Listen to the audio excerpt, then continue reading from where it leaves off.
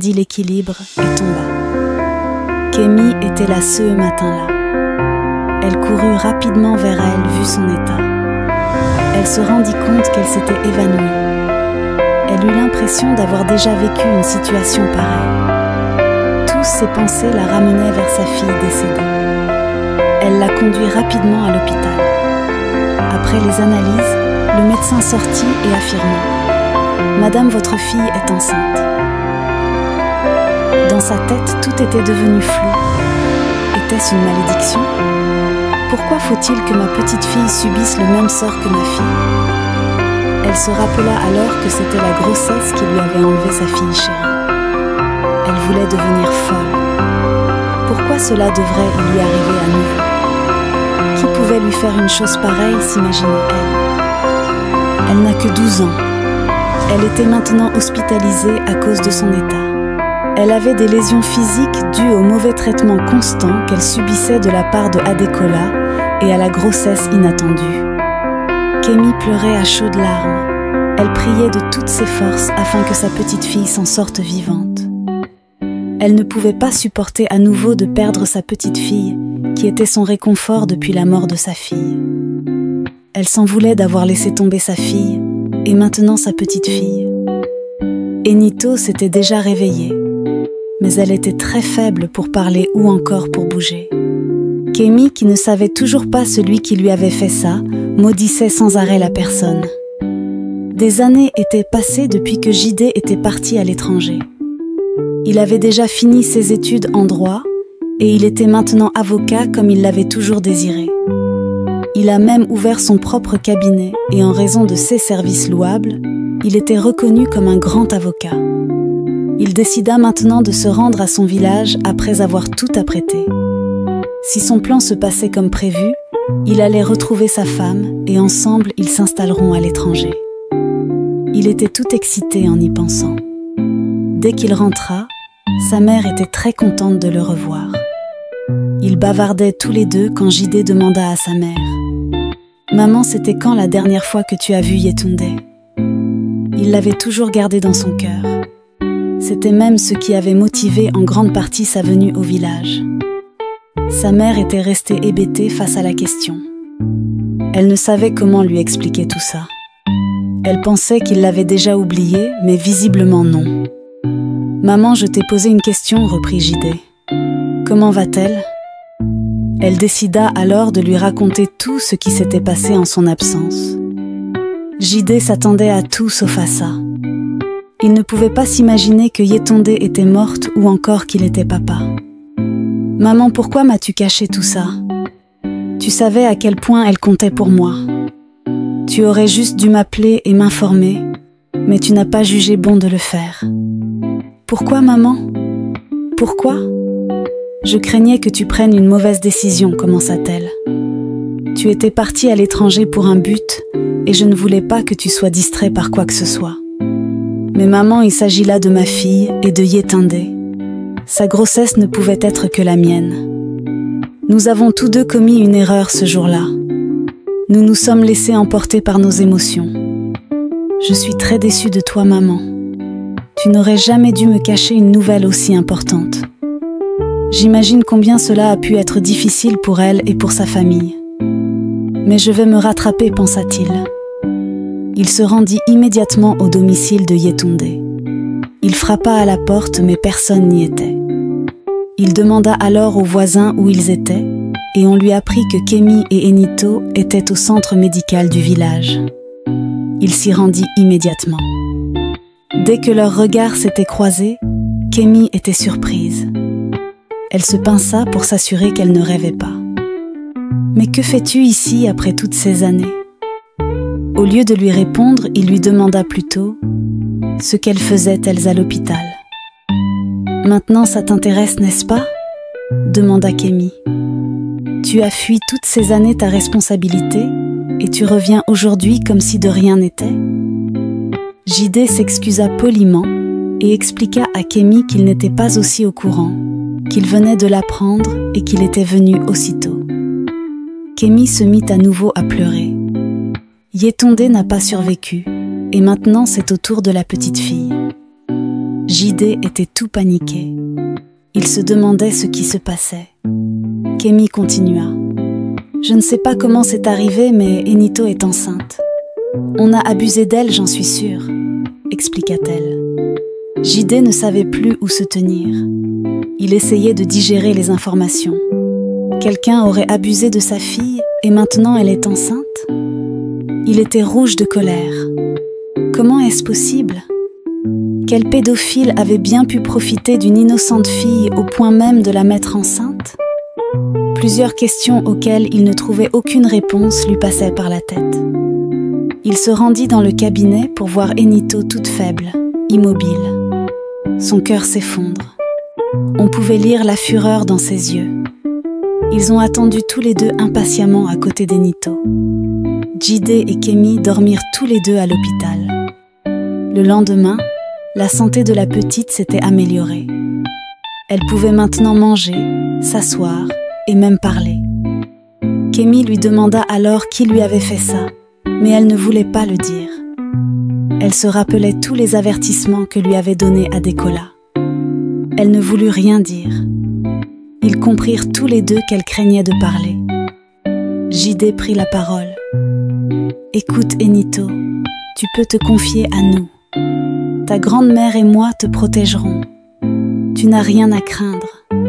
Fais-nous confiance et dis-nous qui t'a fait ça. » Elle ne voulait vraiment rien dire au départ, mais Kémy et JD n'ont rien lâché. Ils lui ont promis de l'aider si elle leur disait la vérité. Elle finit donc par se confier. « C'est grand-père qui m'a fait ça. Il venait tous les soirs dans ma chambre pour abuser de moi. Il m'a défendu d'en parler à qui que ce soit. Il a aussi menacé de me tuer si je le disais à quelqu'un. » Kémy était choquée. Elle pouvait penser à tout sauf à ça. Elle savait depuis le début que Adekola n'aimait pas sa petite fille, mais jamais elle n'aurait pu imaginer qu'il serait capable de la violer au point de la mettre enceinte. Il ne voulait même pas la toucher. « Enito, tu es sûre de ce que tu dis? »« Oui, c'est grand-père qui m'a fait ça, répéta-t-elle. »« Adekola, tu regretteras d'avoir non seulement eu des idées aussi tordues, mais également de les avoir exécutées. Tu payeras pour tout ce que tu as fait, pensa JD. Il paya une infirmière afin de s'occuper de sa fille pendant qu'il se rendait avec Kémy confronter Adekola et lui faire avouer ses actes. JD se cacha dans un coin de la chambre et seule Kémy alla à son encontre. « Adekola, ta méchanceté n'a pas de limite. Dis-moi ce que tu as fait à ma petite fille. Tu n'es qu'un incapable. Comment as-tu pu violer au point d'engrosser une petite fille qui n'est rien d'autre que ta propre petite fille? Tu étais amené à la protéger, pas la violer. Jamais tu n'auras la paix dans ta vie. Tu es un homme sans cœur. » Ivre comme à son habitude, Adekola ne manifestait aucune amertume face à son acte. Il s'en foutait de l'avoir violée, encore moins de l'avoir engrossée. Elle a détruit la vie de ma fille. Si ce n'était pas elle, ma fille serait aujourd'hui docteur comme je l'ai toujours voulu. Je ne peux pas la laisser vivre en paix avec ça, affirmait-il sans arrière-pensée. Kémy reprit. Comment peux-tu encore en vouloir après toutes ces années à une pauvre fille? Yetunde est la cause de ce qui lui était arrivé. Enito n'en a rien à faire. Si Yetunde n'était pas tombée enceinte, elle ne serait pas morte. Enito n'est qu'une pauvre fille qui n'a pas demandé à naître. Kémy était triste de constater qu'il n'avait aucun remords. À la place, il riait aux éclats. « C'est bien fait pour elle, disait-il. Adekola, tu es méchant. » Elle se précipita sur lui et lui tira la chemise en le frappant et en lui lançant des mots de malédiction. En colère, Adekola l'a menacé de le laisser en la jetant au sol. Pendant ce temps, JD avait enregistré toute la scène dans son téléphone. Il vint rapidement au secours de Kémy. « Espèce de méchant. Je m'assurerai que tu payes jusqu'au dernier centime tout le mal que tu as fait. » Adekola le reconnut instantanément. « C'est toi qui avais engrossé ma fille. Tu as le courage de revenir aujourd'hui dans ma maison après toutes ces années? Je vais te tuer. » Il se dirigea de force vers lui, mais sous l'emprise de l'alcool, il tomba par terre. Il restait allongé au sol et après un moment, Kémy et Jide comprirent qu'ils devaient l'amener à l'hôpital. Il le conduisit au centre de santé. Ils attendaient à l'accueil quand le médecin revint des heures après, leur annoncer son décès. Adekola n'a pas survécu. Il est décédé. Son foie était endommagé par une consommation excessive d'alcool. Il souffrait donc d'une insuffisance hépatique aiguë. Kémy était sans émotion. Elle ne savait quoi penser ni quoi faire. Tant de mauvaises nouvelles pour elle seule une même journée.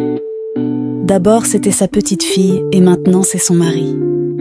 Elle ne réalisait même pas comment il était devenu un autre homme aussi vite.